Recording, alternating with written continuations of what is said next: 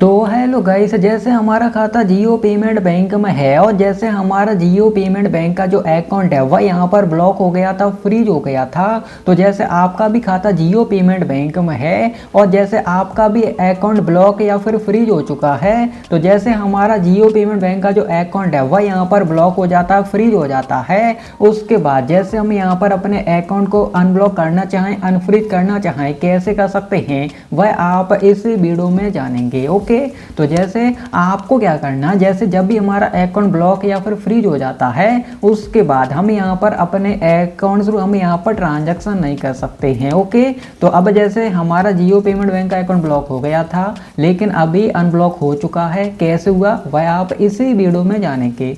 तो जैसे आपका जियो पेमेंट बैंक का अकाउंट ब्लॉक हो चुका है तो आपको क्या करना है, सबसे पहले अपने मोबाइल में जीमेल ऐप को ओपन करना है, कंपोज वाले ऑप्शन पर क्लिक करना है और आपको यहाँ पर जियो पेमेंट बैंक को यहाँ पर एक ईमेल सेंड करना होता है।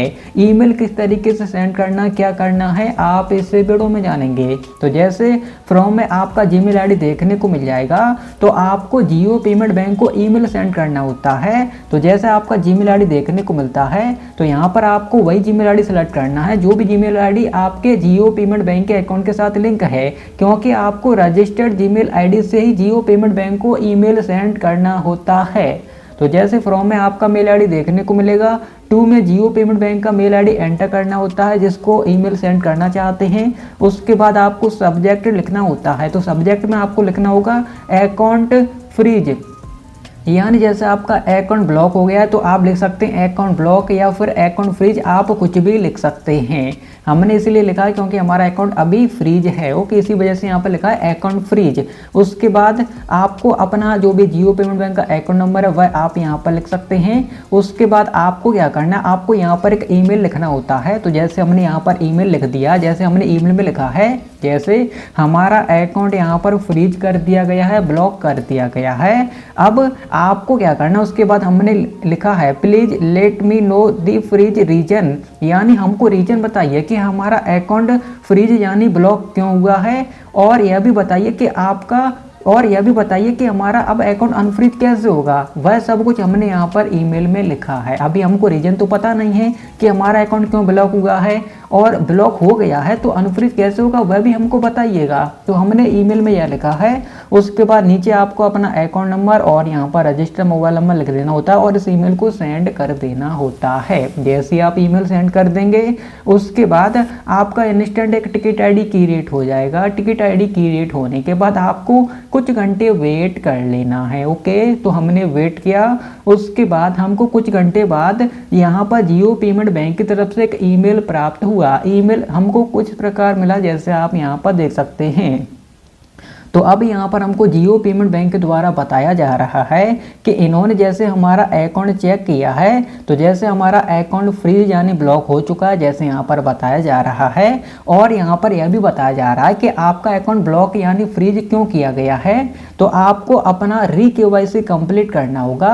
आपका री-केवाईसी कंप्लीट नहीं हुआ था, इसी वजह से आपका अकाउंट ब्लॉक यानी फ्रीज हो गया था। तो आप जैसे ईमेल कर देंगे तो आपको रीजन पता चल जाएगा आपका अकाउंट ब्लॉक यानी फ्रीज क्यों किया गया है। अब जैसे रीजन पता चल गया उसके बाद नीचे बताया जाता है टू अनफ्रीज योर अकाउंट, यानी जैसे अपने अकाउंट को अनफ्रीज कराना चाहते हैं तो हमको इनके जो जियो पेमेंट बैंक का ईमेल आईडी उसी पर मेल सेंड करना होगा। अब क्या मेल सेंड करना होगा, अकाउंट अनफ्रीज कैसे होगा, तो जैसे हमको क्या करना, जैसे हमको री-केवाईसी कंप्लीट करना है।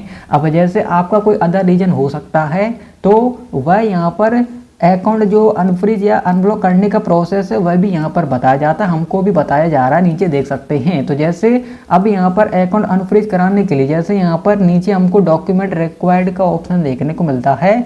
इसमें हमको बहुत से डॉक्यूमेंट देखने को मिलते हैं, जैसे आप देख सकते हैं Aadhaar card, passport, voter I D card, NREGA job card, driving licence, हमको बहुत से जो डॉक्यूमेंट देखने को मिल जाते हैं। तो हमारे पास इनमें से कोई एक डॉक्यूमेंट होना चाहिए, हम उसके थ्रू री-केवाईसी कंप्लीट कर सकते हैं। तो जैसे हमारे पास आधार कार्ड है, हम आधार कार्ड को भी यहाँ पर री-केवाईसी कंप्लीट करेंगे।